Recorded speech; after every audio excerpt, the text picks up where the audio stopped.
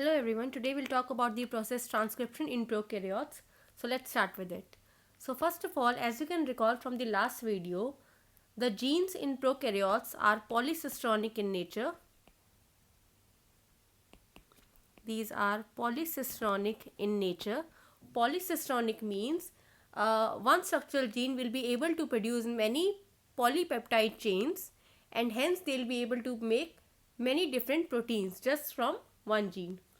In the transcription, there is a production of all the three kinds of RNA, which is mRNA, rRNA and tRNA.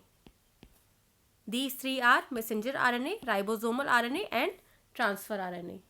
There is a very important enzyme which catalyzes the transcription process, which is DNA dependent RNA polymerase. Here the RNA polymerase helps in catalyzing the process of transcription. So along with this DNA polymerase, there are certain cofactors which also helps the RNA polymerase in the process of transcription. So there are three steps of transcription which we will be learning today.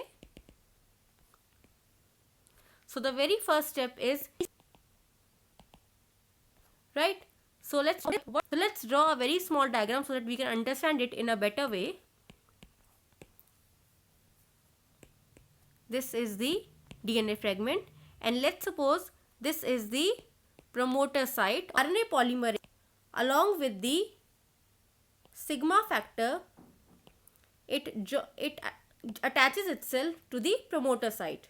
So this is the first step of transcription, which is initiation. Now the next step is elongation. In elongation, what happens? Once the sigma factor helps the RNA polymerase to reach the promoter site, sigma factor releases itself DNA RNA polymerase complex. So sigma factor is being released, right? So polymerase start reading the DNA fragment and produces the RNA, right? So let's draw the diagram here so that you can understand it.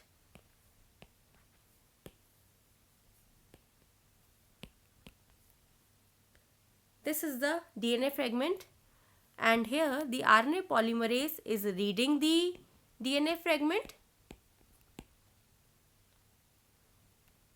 and also making the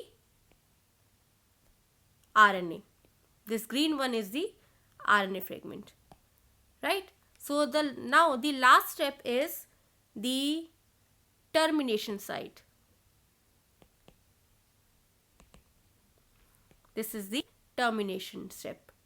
Now let's draw a diagram. There is a site on the DNA which is the termination site. Let's suppose this is the termination site here.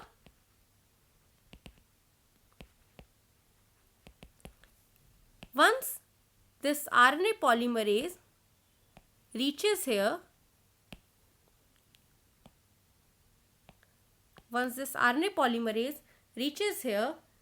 there's another factor which comes into the action, which is the Rho factor.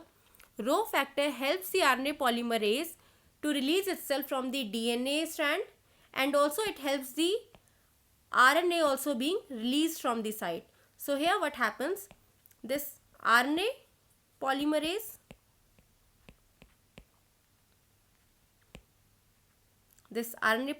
enzyme along with the Rho factor, it releases itself, and the mRNA or the simple RNA is being released from the complex, right?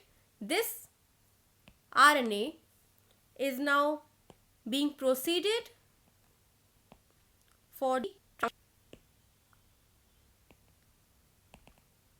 now translation is the formation of proteins by using the RNA. So there's one more point that I'd like to highlight here. The transcription in prokaryotes, it occurs in the cytosol. It occurs in cytosol or the cytoplasm of the cell. Why? Because if you can recall, prokaryotes do not have a well-defined nucleus. So that is the reason the process of transcription occurs in the cytoplasm.